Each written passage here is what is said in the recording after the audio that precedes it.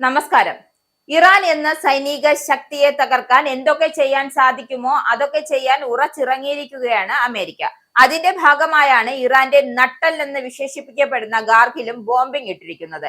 ഇറാന്റെ സാമ്പത്തിക മേഖലയുടെ നട്ടെല്ലായി കണക്കാക്കപ്പെടുന്ന ഗാർഹി ദ്വീപിൽ കനത്ത ബോംബാക്രമണമാണ് ട്രംപ് നടത്തിയത്. ഗാർഹി ദ്വീപിലെ മുഴുവൻ സൈനിക കേന്ദ്രങ്ങളും തകർത്തെറിഞ്ഞു എന്നാണ് ട്രംപിന്റെ അവകാശവാദം. അടുത്ത ഘട്ടത്തിൽ റിഫൈനറികളെ ലക്ഷ്യമിടുമെന്നും അദ്ദേഹം വ്യക്തമാക്കിയിട്ടുണ്ട്. എന്തായാലും ഇറാന്റെ 90% അസംസ്കൃത എണ്ണ കയറ്റുമതി നടക്കുന്ന ടെർമിനലാണ് ഈ ഗാർഹി ദ്വീപ്. അതേസമയം എണ്ണ ടെർമിനലുകൾ നിലവിൽ ലക്ഷ്യമിടുന്നില്ല എന്നാണ് ട്രംപ് പറയുന്നത്. മിഡിൽ ഈസ്റ്റിലെ ചരിത്രത്തിൽ ഏറ്റവും ശക്തമായ ബോംബ് ആക്രമണമാണ് ഗാർഹിൽ നടത്തിയ ആക്രമണത്തെ ട്രംപ് വിശേഷിപ്പിച്ചത്.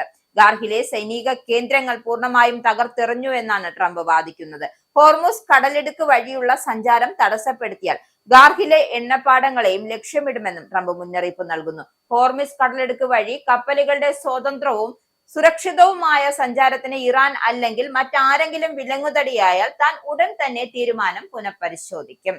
ഇറാന്റെ തീരത്ത് 25 കിലോമീറ്റർ അകലെ സ്ഥിതി ചെയ്യുന്ന ഗാർഹ് ദശാബ്ദങ്ങളായി ഇറാന്റെ അസംസ്കൃത എണ്ണ കയറ്റുമതിയുടെ ടെർമിനലായാണ് പ്രവർത്തിച്ചു വരുന്നത്. ഇറാന്റെ മൊത്തം ക്രൂഡ് ഓയിൽ കയറ്റുമതിയിൽ 85 മുതൽ 95% വരെ ഗാർഹ് ദ്വീപിലെ ടെർമിനലുകൾ വഴിയാണ് നടക്കുന്നത്. പ്രതിദിനം ഏകദേശം 70 ലക്ഷം ബാരൽ എണ്ണ ലോഡ് ചെയ്യാൻ ശേഷിയുള്ള ഈ സൗകര്യം 1960കളിലാണ് വികസിപ്പിച്ചെടുത്തത്. ഗാർഹ് ദ്വീപ് ആക്രമിക്കപ്പെട്ടതോടെ ഇറാന്റെയും ലോകത്തിന്റെ സാമ്പത്തിക ഊർജ മേഖലയ്ക്ക് വലിയ പ്രത്യാഘാതങ്ങൾ ഉണ്ടാക്കിയേക്കുമെന്നാണ് കരുതപ്പെടുന്നത്. എന്തായാലും ഗൾഫ് രാജ്യങ്ങളിലെ US സൈനിക താവളങ്ങളിലും ഇസ്രായേൽ ഇറാൻ കനത്ത ആക്രമണം തുടരുന്നതിനിടെ അമേരിക്കൻ കപ്പലായ USS ട്രിപ്പോളി ഇറാനിലേക്ക് തിരിച്ചിരിക്കുകയാണ്. 2500-ലേറെ US സൈനികരാണ് ഇറാനിലേക്ക് തിരിക്കാൻ നിർദ്ദേശം നൽകിയിരിക്കുന്നത്. എന്തായാലും ഇൻഡോർ പസഫിക് കമാൻഡിലെ 31M മറീൻ എക്സ്പ്ലോറേഷൻ യൂണിറ്റ് ആണ് ചുമതല. എന്തായാലും ഹോർമുസിലെ പ്രതിസന്ധി കനത്തതോടെ US ഇത്തരമൊരു നീക്കത്തിന് മുതിർന്നത് എന്നാണ് പുറത്തുവരുന്ന റിപ്പോർട്ട്. US സെൻട്രൽ കമാൻഡിന്റെ അഭ്യർത്ഥന അനുസരിച്ച് USS ട്രിപ്പോളിയെ അയക്കാൻ US പ്രതിരോധ സെക്രട്ടറി പീറ്റർ ഹെഗ്സത്ത് ഉത്തരവിട്ടു എന്നാണ് US അധികൃതർ വ്യക്തമാക്കുന്നത്. 5000-ഓളം നാവികരും നിരവധി കപ്പലുകളുമാണ് ഇതിനൊപ്പം സാധാരണഗതിയിൽ ഉണ്ടാവുക. ഇതിന്റെ പകുതി പേർക്കാണ് ഇറാനിലേക്ക് പോകാൻ നിർദ്ദേശം ലഭിച്ചത്. F-35 lightening second, bell Boeing B-22 Ospreay വിമാനം എന്നിവയടക്കമുള്ള ഈ യൂണിറ്റുകളിലുണ്ട്. നിരവധി പടക്കപ്പലുകളും 2 ട്രാൻസ്പോർട്ട് ഡോക്ക് ഷിപ്പും യുദ്ധക്കോപ്പുകളും USS ട്രിപ്പോളി പോലുള്ള കപ്പലിലുണ്ടാകും. എന്നാൽ മധ്യപൂർവ്വ ദേശത്തെ US സൈനിക സാന്നിധ്യം കൂടുതൽ ശക്തിപ്പെടുത്തുവാനും സ്ഥിതി വഷളായാൽ വേണ്ട നടപടികൾ സ്വീകരിക്കാനുമാണ് കപ്പൽ അയക്കുന്നത് എന്നാണ് US അധികൃതർ നൽകുന്ന വിശദീകരണം.